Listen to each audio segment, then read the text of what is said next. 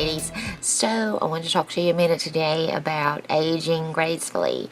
Okay, so it's inevitable. We know we're all going to age. There's no way we can get out of this whole process that we dread, and it's an everyday thing. We start aging from the time we're born. So it's not until we get in our 30s that we actually start realizing, hey, I'm aging, I'm getting older.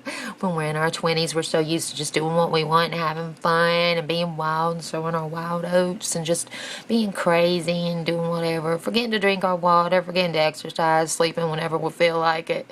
So then it catches up with us in our 30s when we start noticing those first little wrinkles breaking out everywhere, and our hair getting a little bit thinner, hair's growing in odd places that we never noticed before, and so many things start happening to us as we age.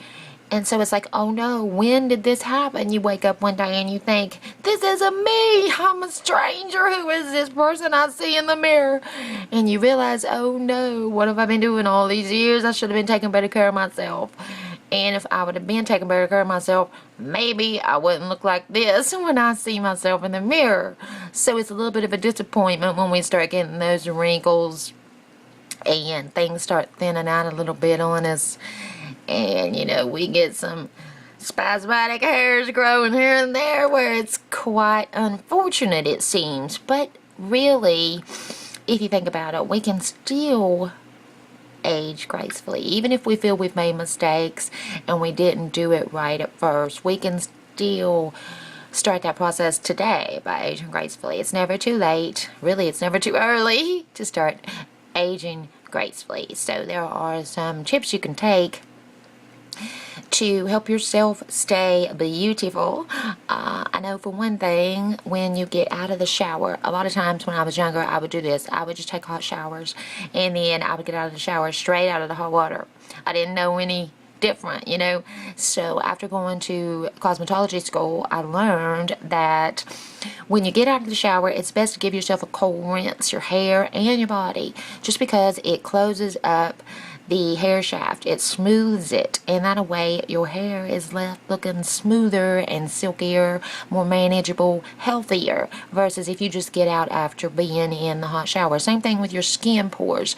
It closes those pores up, and that way dirt and stuff doesn't get in as easily, and you don't get breakouts and acne and all that kind of stuff as easily. So that's why when we go to the pool in the summertime, we see our acne sometimes tends to clear up. The sun has this amazing effect on acne. It does that. It clears it right up. And when you get in the pool, you get in this cold water, the sun kind of relaxes your skin, your pores, and it opens it. And then you get in the water, you get in this cold pool water, and it just shuts them. It's like shocks your pores, and it shuts them real quick.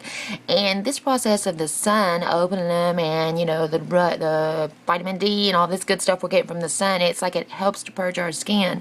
Then we get in the pool and it just shocks it and closes it, and that's why our skin looks vibrant and radiant and tight and healthier in the summer months.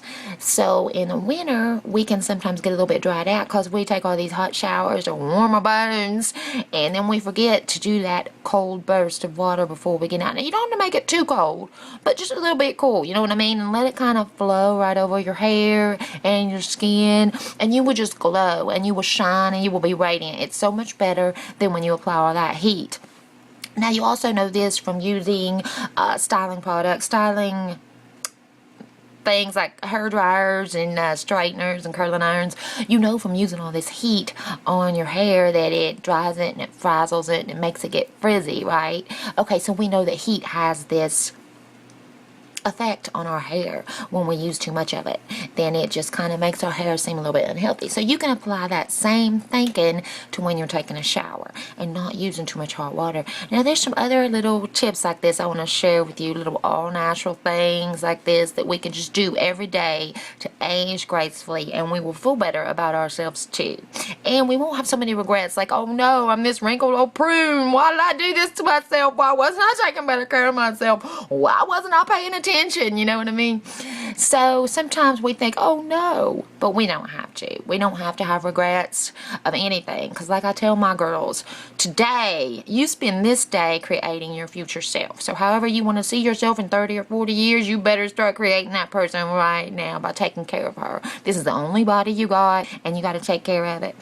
So that's all I'm going to talk about for today. I got away with myself a little bit there. Went out in left field. So I'm going to get right on back over here. I'm going to wish you a good day, and stay tuned because you never know what we're going to be talking about, but you can sure bet your bottom dollar that's going to be beautiful.